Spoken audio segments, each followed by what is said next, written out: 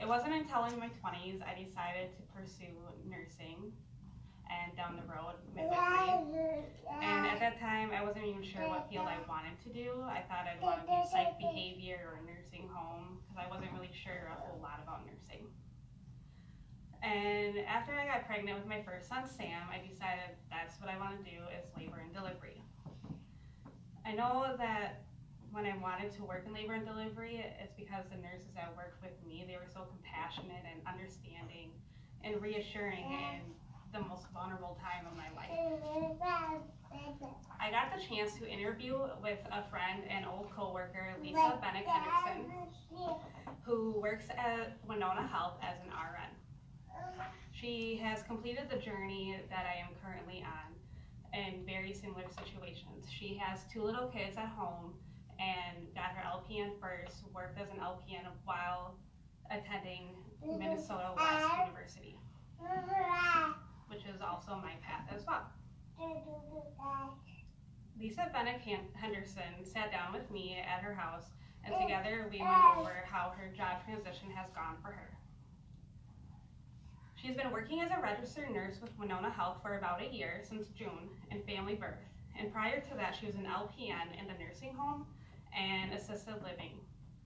She has worked with Winona Health for the past 9 years. As a kid, her grandma was also a nurse for up to 40 years at Winona Health, and everyone always asked Lisa, would she become a nurse as well? And her answer was always, no, that's not what she wanted to do, but she didn't have a plan. She decided to become a CNA, Certified Nursing Assistant, and worked with me at my job at Winona Health in assisted living. And while she was there, she pursued her LPN. And then after she became a mom herself of her 2 kids, she decided that she also wanted to work in labor and delivery.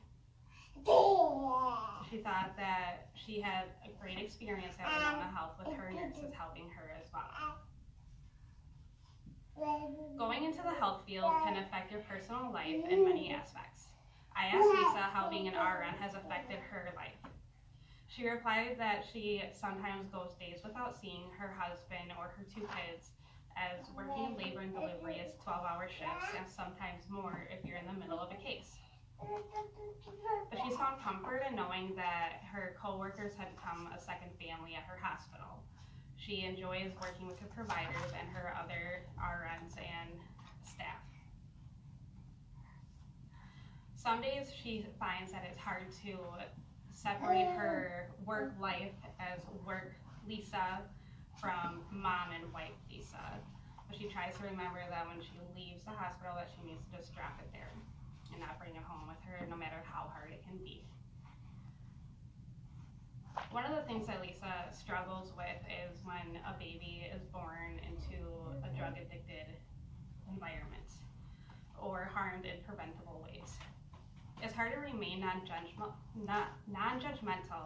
but to keep an open mind that as a nurse, she may not know the backstory of that patient, and she needs to keep an open heart for them and hope that they can get help. On the other hand, she finds really great joy when a family that's been trying so long to have a baby is finally able to have their miracle baby.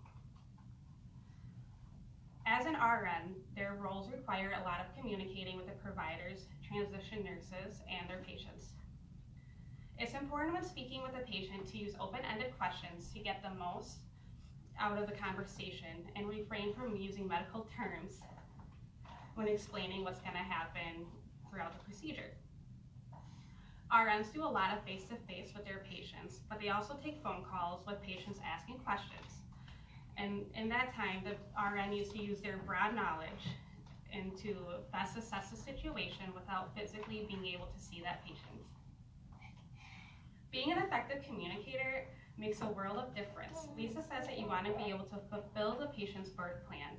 However, your birth plan may not always go the way the patient wants it to, and you need to be able to communicate with the patient what's happening and why it's happening. Changes need to happen, and you need to remain calm. With her patients, she likes to remain professional but laid back so that communicating with your patient can be easier and they can be feel comfortable talking to you. And that way you meet their needs. In her role, she must know how to listen and watch for nonverbal cues, especially depending on the stages of labor.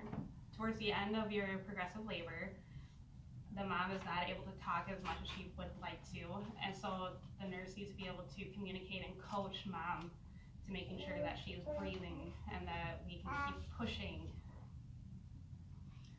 Lisa has a dedicated heart in the healthcare field, and she started as a CNA for 5 years and LPN for 3.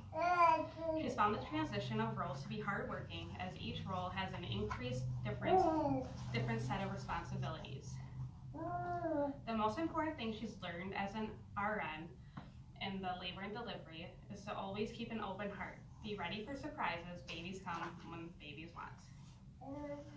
And sometimes medical emergencies happen where babies have to come anyways. By having this interview with Lisa, it's opened my eyes more on how intense the role in labor and delivery can be.